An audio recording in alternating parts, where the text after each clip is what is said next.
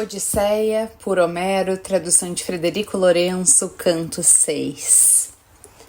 Ali ficou a dormir o sofredor e divino Ulisses, vencido pelo sono e pelo cansaço. Mas Atena foi a cidade populosa dos feácios que antes tinham habitado na espaçosa Hipereia, perto dos Cíclopes, homens de terrível insolência, que continuamente os pilhavam por serem mais fortes. Foi de lá que os trouxe o divino Nausito e os estabeleceu em Esquéria, longe dos homens que comem pão. Em torno da cidade construíram um muro, edificara casas no templo dos deuses, e procedera a divisão das terras, mas agora, vencido pelo destino, estava já no Hades. O rei era Alcino, cujos conselhos igualavam os dos deuses. No palácio real entrou Atena, a deusa de olhos esverdeados, para preparar o regresso do magnânimo Ulisses. Entrou no tálamo de belos adornos, onde dormia uma donzela que na forma e na beleza igualava as deusas. Era Nausica, filha do magnânimo Alcino, e com ela dormiam duas servas, ambas belas como graças, cada uma do seu lado da ombreira. As portas luzentes estavam fechadas. Como um sopro de vento, foi a deusa até a cama da jovem, postou-se junto à cabeceira e dirigiu-lhe a palavra, assemelhando-se à filha de Dimante e de Naus famosas. Era uma jovem da idade de Nausica que lhe deitava o coração. Sob essa forma falou Atena de olhos esverdeados. Náusica, como teve tua mãe uma filha tão distraída? Tuas roupas resplandecentes estão por aí sem serem tratadas, porém está próximo teu casamento. Nesses dias não será só tu a precisar estar bem vestida, mas os que te acompanham. É por coisas como essa que se espalha entre os homens a boa fama que vem dar alegria ao pai e à excelsa mãe. Vamos, pois, lavar a roupa assim que surgir a aurora. Irei contigo para te ajudar, para que te trates rapidamente da roupa. É que não permanecerás virgem por muito tempo. Já nessa terra são teus pretendentes os mais nobres de todos os feácios, raça de onde provém a tua própria linhagem. Logo pela manhã, vai pedir a teu pai famigerado que ponha à tua disposição um carro de mulas para levares as cintas e as vestes e as mantas de cor brilhante. Para ti será melhor esse transporte que ires a pé, pois os tanques ainda ficam a grande distância da cidade. Assim falando, partiu Atena, a deusa de olhos esverdeados, em direção ao Olimpo, onde dizem ficar a morada eterna dos deuses, não é abalada pelos ventos, nem molhada pela chuva, nem sobre ela cai a neve. Mas o ar estende-se límpido, sem nuvens, por cima paira uma luminosa brancura. Aí se aprazem os deuses bem-aventurados dia após dia. Para lá subiu a deusa de olhos esverdeados, depois de falar a donzela. Logo sobreveio a aurora de belo trono, que acordou Náusica das lindas vestes. O sonho que tivera admirava e foi pela casa para contá-lo aos pais, ao amado pai e à mãe.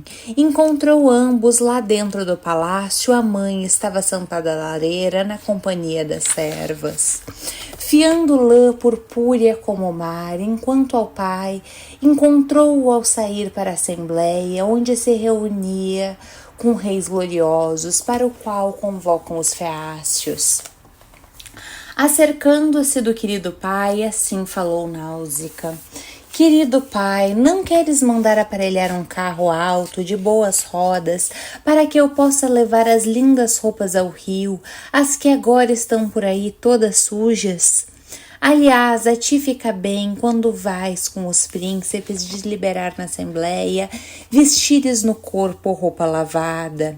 Além de que tens 5 filhos a viver no teu palácio, 2 já casaram, mas 3 são mancebos, na flor da idade, que querem vestir sempre roupa lavada quando vão dançar. É nessas coisas todas que eu tenho de pensar. Assim falou, pois envergonhara-se de mencionar à frente do pai amado núpcias que estavam ainda a despontar. Mas ele compreendeu tudo e lhe respondeu deste modo: Não te proibirei as mulas, minha filha, nem outra coisa. Vai para ti agora os servos aparelhar um carvalho alto e de um carro alto e de boas rodas, equipado por cima com uma capota. Assim falando, chamou os servos, que logo lhe obedeceram, montaram lá fora o carro de mulas e boas rodas, depois trouxeram as mulas e atrelaram-nas ao carro. Do tálamo trouxe a donzela as vestes resplandecentes e colocou-as em cima do carro bem polido. A mãe pôs num cesto toda a espécie de comida que alegra o coração. Pôs também iguarias e vinho verteu num odre de pele de cabra. A donzela subiu então para o carro, azeite suave deu-lhe a mãe, num frasco dourado, para que com ele se esfregasse juntamente com as suas servas. Nausica pegou no chicote nas rédeas resplandecentes, com uma chicotada, puseram-se a caminho. Ouviram-se os cascos da mula enquanto prosseguiam com rapidez. Levavam-na a ela e a roupa, mas não ia sozinha, pois com Nausica iam também as servas. Quando chegaram à corrente lindíssima do rio, lá estavam os tanques bem providos de água abundante, que brotando por baixo lavava as roupas, por sujas que estivessem. Aí todas elas desatrelaram as mulas do carro e levaram-nas ao longo do rio cheio de redemoinhos para pastarem a erva doce como mel. Do carro tiraram então as roupas com suas próprias mãos e levaram-nas até a água escura. Pisaram-nas nos compartimentos escavados, depressa e sem descanso. Depois que lavaram e tiraram as nódoas, a roupa toda, estenderam-nas em filas na praia, onde a arrebentação das ondas deixava limpos os seixos. E depois de tomarem banho e de se ungirem com azeite, comeram sua refeição junto às margens do rio, enquanto esperavam que as roupas secassem ao sol. Depois que Náusica e as servas se deleitaram com a comida e despiram os véus, começaram a brincar com uma bola. Foi Náusica de alvos braços que deu início ao canto, e tal como Artemis, a arqueira, se desloca pelas montanhas e pela cordilheira do Táigeto, ou então pelo Erimanto, complacendo-se com a caça ao javali ou as corças velozes, e com ela brincam as ninfas, filhas de Zeus, detentor da égide, habitantes do campo. E Leto se regozija no espírito, pois acima das outras levanta Artemis a cabeça e a testa, sendo facilmente reconhecível, embora todas sejam belas. Assim, entre suas servas se destacava Náusica.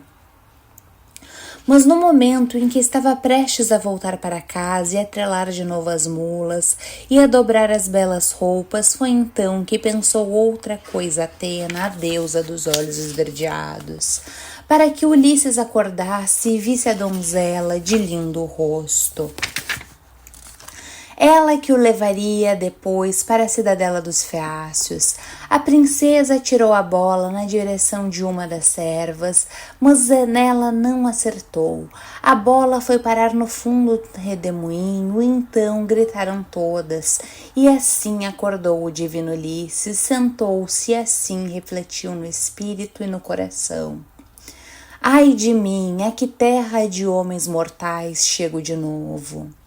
Serão eles homens violentos, selvagens e injustos?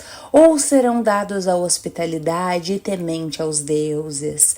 Ressoou ao meu ouvido o grito feminino de donzelas, talvez a de ninfas que habitam os escarpados píncaros das montanhas, as nascentes dos rios ou as pradarias. Será que estou perto de homens dotados de fala? Mas coragem, eu próprio farei a experiência de ver.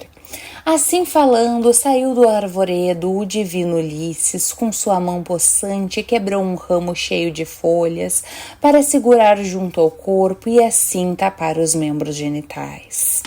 Saiu como um leão criado na montanha, confiante na sua pujança, cujos olhos fulminam apesar da chuva e do vento, e que entre as vacas ou ovelhas ou corças selvagens, pois assim a fome lhe manda, a ponto de chegar ao redil e atacar os rebanhos. Assim se preparava Ulisses para irromper no meio das donzelas de lindos cabelos, apesar de estar nu. Sobreviera a necessidade. Mas aos olhos delas horrível era seu aspecto, empastado de sal, e fugiram todas, cada uma para seu lado, ao longo das dunas. Só a filha de Alcino permaneceu, pois em seu peito pusera Atena coragem. Dos seus membros tirar o receio, estacou diante dele, e Ulisses refletiu se haveria de endereçar súplicas à donzela de lindo rosto, agarrando-lhes os joelhos, ou se deveria antes ficar onde estava e suplicar-lhe com doces palavras para que ela lhe desse roupas e indicasse a cidade. Enquanto pensava, foi isso que lhe pareceu mais proveitoso. Suplicar-lhe do lugar onde estava com doce palavras, com medo de que ao agarrar os joelhos o coração da jovem se zangasse. De imediato proferiu um discurso doce, mas proveitoso. Ajoelho-me perante ti, ó soberana, serás deusa ou mulher. Se és uma das deusas das que o vasto céu detém, é a Artemis, filha do grande Zeus, que mais aproximadamente te assemelho pela beleza, pelas proporções e pela altura. Mas se és uma mulher mortal, das que na terra habitam, 3 vezes bem-aventurados são teu pai e tua excelsa mãe.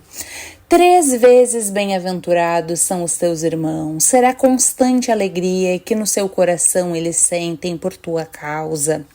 Quando vem um caule florido, como tu a entrar na dança, por sua vez é a mais bem-aventurado de todos aquele homem, que com os presentes nupciais te levar para sua casa.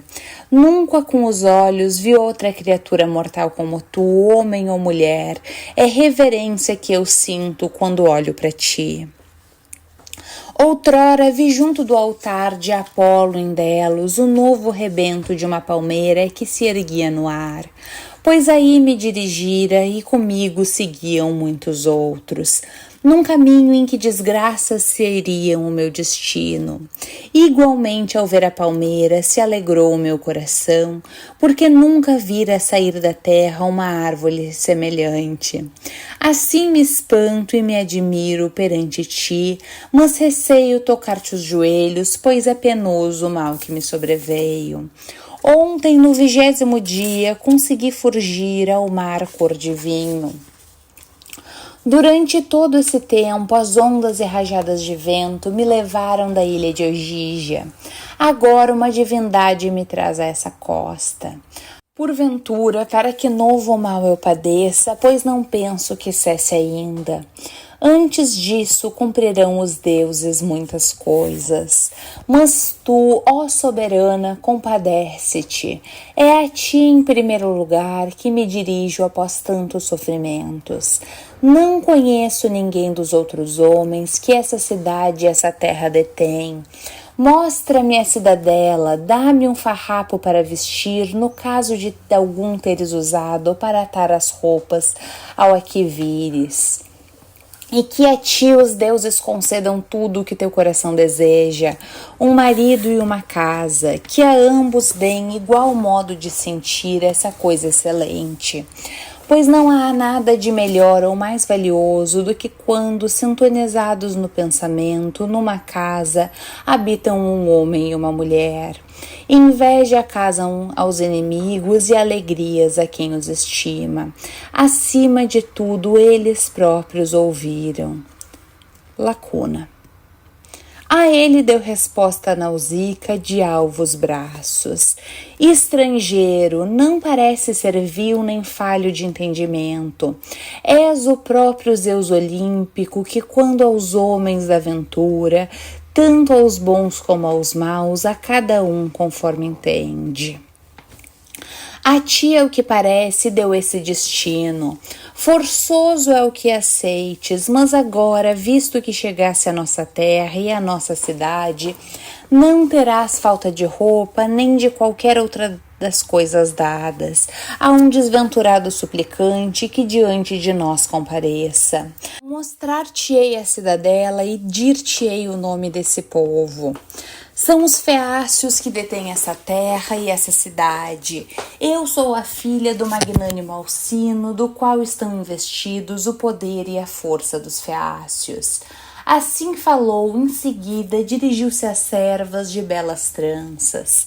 Minhas servas, não vos afasteis, para onde fugis por terdes visto esse homem? Não pensais certamente que se trate de um inimigo. Homem mortal não há, nem haverá, tal ponto ousado que chegue à terra dos feácios com intenções hostis, pois pelos deuses imortais somos especialmente estimados. Longe habitamos, remotos no mar, repleto de ondas, não há outros povos que conosco tenham associação. Mas esse homem infeliz até aqui vagueou e dele devemos tratar, pois é de Zeus que vêm todos os estrangeiros e mendigos, e qualquer dádiva, embora pequena, é bem-vinda. Portanto, ao estrangeiro, ó servas, dai comida e bebida e banhai-o no rio em local protegido do vento. Assim falou, pararam e chamaram umas pelas outras. Levaram Ulisses para um lugar abrigado, conforme ordenara Náusica, filha do magnânimo Alcino. Como roupa para vestir, deram-lhe uma capa e uma túnica. Azeite suave lhe ofereceram, ainda num frasco dourado. Disseram-lhe para se banhar nas correntes do rio, mas as servas disse então o divino Ulisses: servas, afastai-vos para além, para que seja eu próspero a lavar o sal do meu corpo e a esfregar-me com azeite. Na verdade, já há muito tempo que não sinto azeite na pele, mas na vossa presença não me lavarei. Envergonho-me de estar nu no meio de moças de belas tranças.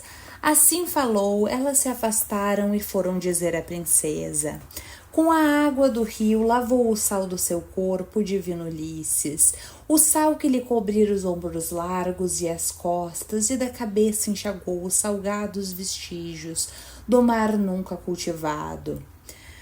Depois de ter se lavado todo e ungido com azeite, vestiu as roupas que lhe dera a donzela solteira. Foi então que Atena, filha de Zeus, o fez mais alto, de aspecto e também mais forte. Da cabeça fez crescer um cabelo encaracolado, cujos caracóis pareciam jacintos. Tal como derrama ouro sobre prata um artífice, a quem Hefesto e Atena ensinaram toda a espécie de técnicas, e assim faz uma obra graciosa, assim a deusa derramou a graciosidade sobre a cabeça e os ombros de Ulisses. Em seguida, ele foi sentar-se junto à orla do mar, resplandecente de graça e beleza. Maravilhou-se a donzela e assim disse às suas servas de belas tranças: escutai, ó servas de alvos braços, aquilo que vos direi. Não é a revelia dos deuses que o Olimpo detém, que esse homem se miscue agora entre os divinos feácios. Primeiro, com toda franqueza, pareceu-me repulsivo, mas agora parece um dos deuses que o vasto céu detém. Quem me dera que um tal homem pudesse chamar-se meu marido, aqui vivendo e gostando de aqui ficar. Mas ao estrangeiro, ó servas, dai comida e bebida. Assim falou, elas ouviram e logo lhe obedeceram. À frente de Ulisses colocaram comida e bebida, então bebeu e comeu o sofredor e divino Ulisses, sofregamente, pois fazia muito que estava em jejum. Foi então que noutra coisa pensou Nausicaa de alvos braços, dobrou a roupa e pô-la no carro excelente, atrelou as mulas de fortes cascos e subiu para o carro, acenou a Ulisses e assim lhe dirigiu a palavra. Põe-te agora a caminho, ó estrangeiro, em direção à cidade, para que te indique a casa de meu pai fogoso, onde te prometi vires a conhecer. Quantos são nobres entre todos os feácios, mas faz assim como digo, não me pareces falho de entendimento. Enquanto nós atravessamos os campos e lavouras dos homens, segue rapidamente com as servas atrás das mulas e do carro. Serei eu a indicar o caminho, mas quando chegarmos à cidade, em redor da qual se eleva uma alta muralha, há um belo porto de ambos os lados, com estreita passagem no meio, onde se vêem naus recurvas. Do povo, cada um ali tem lugar para fundear a sua nau. Verás a ágora no local onde está o belo templo de Poseidon. A ágora é feita de blocos de pedra ajustados uns aos outros. É aí que eles se ocupam com o equipamento das escuras naus. Com cabos e velas, é aí que com a plana alisam os remos, pois aos feácios não interessam os arcos e as flechas, mas sim velas, remos de embarcações e recurvas naus, com que se regozijam quando atravessam o mar cinzento. Desses homens quero evitar os comentários maldosos, não vá algum caluniar-me. Há uns presunçosos entre o povo, desses um dos mais grosseiros poderia bem dizer: quem é aquele que Náusica traz com ela, um estrangeiro tão alto e bem apensoado? Onde o terá ela encontrado? Será ele o esposo dela? Deverá ser alguém que naufragou, um estrangeiro de muito longe, já que nós não temos vizinhos. Ou será antes um Deus que tenha descido do céu em resposta às suas preces? Ela tê-lo-á como marido todos os seus dias.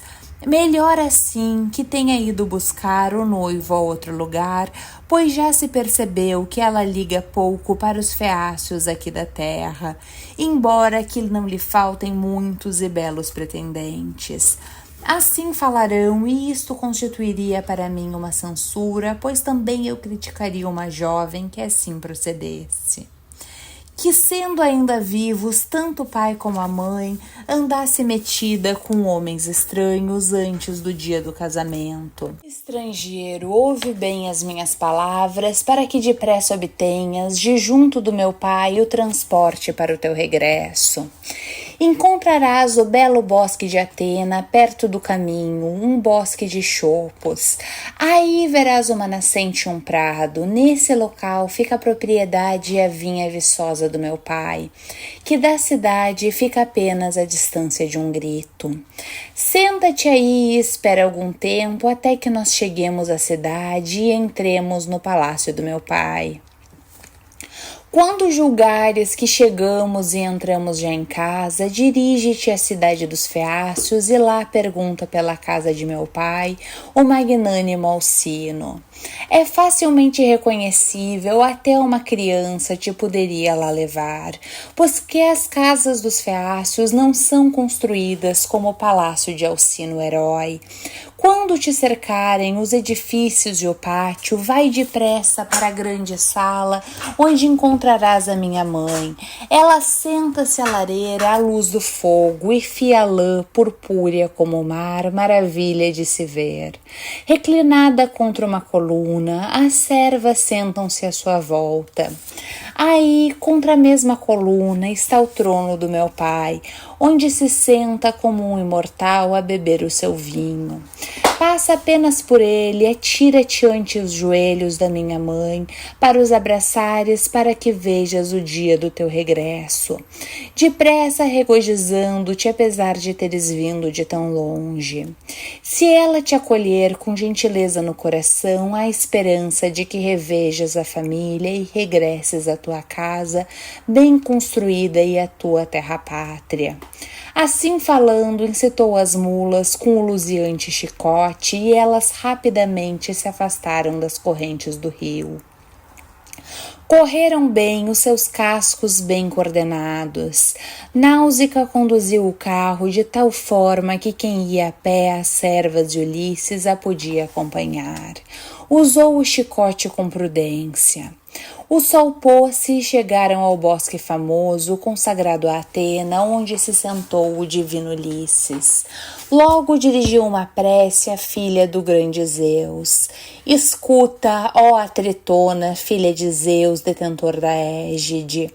Ouve-me agora, visto que antes não me ouviste, quanto naufragava, quando o famoso sacudidor da terra me oprimia. Faz o que os feácios se compadeçam de mim. Assim rezou e ouviu a deusa Palas Atena, mas não surgiu diante dele, cara a cara, por respeito para com o irmão do pai, que furiosamente encolerizava contra o divino Ulisses até que ele chegasse à sua casa. Final do canto 6, volto assim que possível com o canto de número 7.